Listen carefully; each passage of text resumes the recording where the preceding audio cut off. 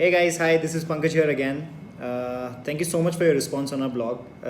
I think we have touched a very genuine concern, and definitely a lot of people are liking it, and they kind of keep coming back to me and asking a little bit for more advices, more tips possible for making an effective Zoom call presentation.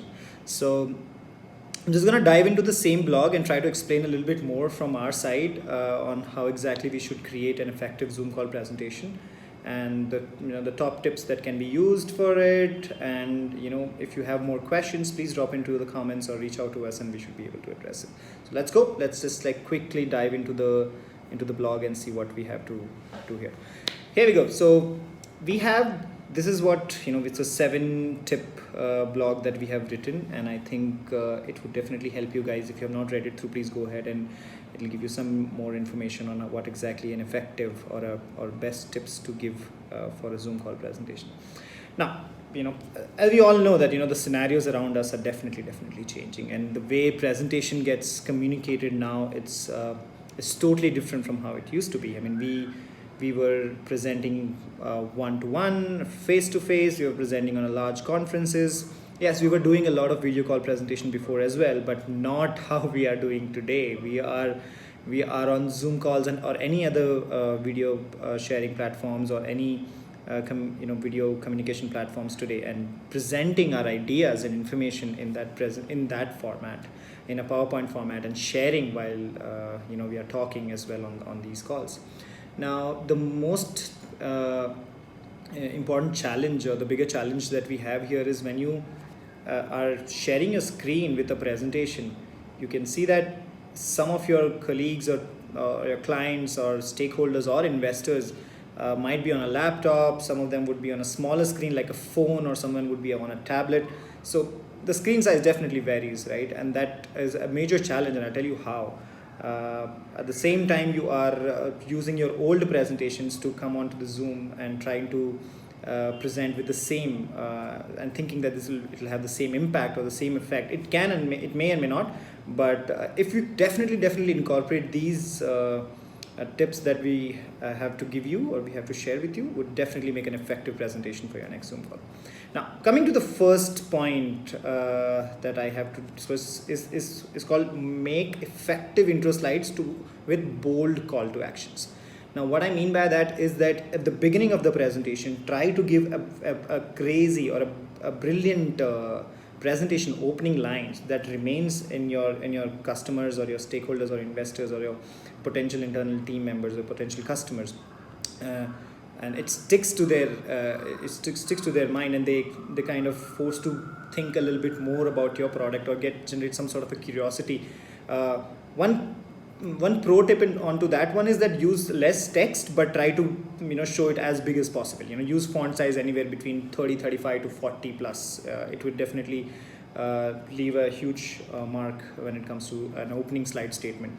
Now, the point being, using such bold font or a little bit larger font sizes, because again, you don't know where your customer is. You might be on a small screen on a laptop, on a bigger screen, or you might be just on a small a phone screen that he might not be able to see smaller statements if you display those. So keep it big as much as possible. The second point being that try to reduce the number of text or overall slides or number of points that you want to say in one single slides. Keep them at least minimum to 3. Don't go beyond this. I personally like 3 is not less, this is not more. It's just right?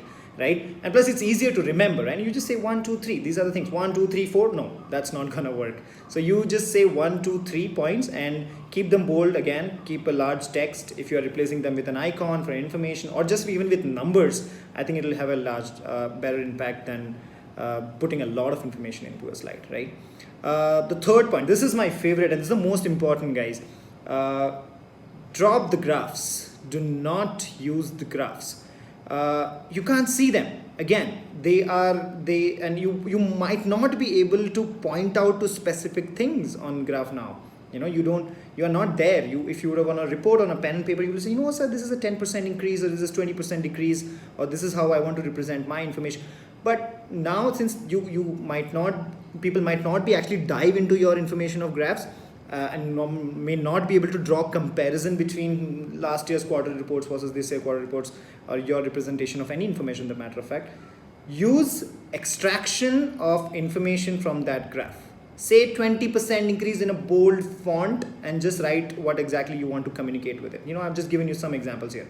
So if you want to say 75 practice other additional physical activities or sports, you want to say that in a loud and a clear statement with the loud and clear numbers, rather than using a graph and let them sort of draw conclusions or make some sort of conclusion while you are communicating to them. It's much easier, guys. It's much easier. Even if you want to use graph, try to use more minimal graphs like pie charts, so that they can quickly draw a comparison, and maybe you should have a point to express from that. Use images. I mean, that's the ground rule of presentation. You got to use as many images and in the presentation. I see that a lot of people say that, Pankaj, that will increase the number of slides. We can't have a lot of single slide images. It's all right. Nobody's gonna pick point on you when you're in a Zoom call. You have 10 slides, you have 50 slides, you have 100 slides. That does not simply matter. Just what matters is the effectiveness of your communication. So use images. They are brilliant way of communicating your story. Keep them on large scale slide. They will remember that image. Trust me, they will remember that image. But if you kind of keep them very short, very small, I don't think they will. So try to keep it a large image on the slide and then keep talking about your story on top of that. A clear timeline. Now, what I mean by this is that I've seen a lot of presentation going forward now. You are addressing with, these are my timelines of a delivery, or these are my timeline of my product phase, or these are my timeline for my execution of this strategy. Timelines are integral part of any presentation. I think everybody uses them all the time. With Zoom calls, I think you should reduce them to 4 specific points, that these are my 4 phases, or these are my 4 key events that's going to happen on the next period of this much time. So use minimum of or maybe only of 4 points and on a timeline, and go ahead with it. The 6th one is use vectors, graphs, graphics and icons to sort of represent your brand, images with that. Colors scheme should be according to your brand. Use effective sources of representing text from graphics or icons. That sort of gives a little bit more impact when it comes to communicating on the text. So use as many graphics and reduce as much as text, use as many of graphic. That's simple as that, right? If you can replace it, do it. You can definitely get better results out of that. Now, this is very important. Thank you slides are the most time consuming slides on a Zoom call. I tell you why. Because once you are on a Zoom call, it's gonna be the slide that's gonna stay on that call for a longer period of time, because you're gonna have questions.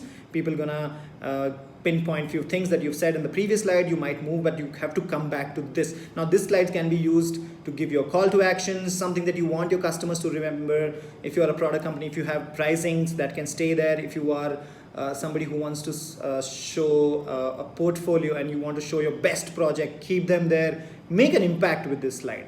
You have all the creative liberty to use this in any ways. Remember, this is the slide which is gonna spend a lot of time when it comes to creating impact on a Zoom presentation, because it will stay there. It will stay for long. Okay.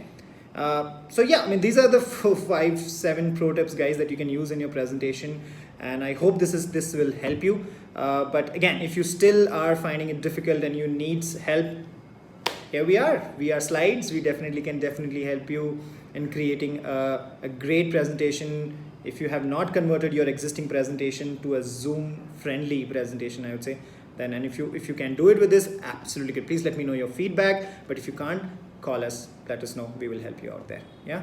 Thank you. I hope this video helps, and I'll see you next time and with new tips and new tricks for making effective presentations. Thank you. Bye. Take care, guys.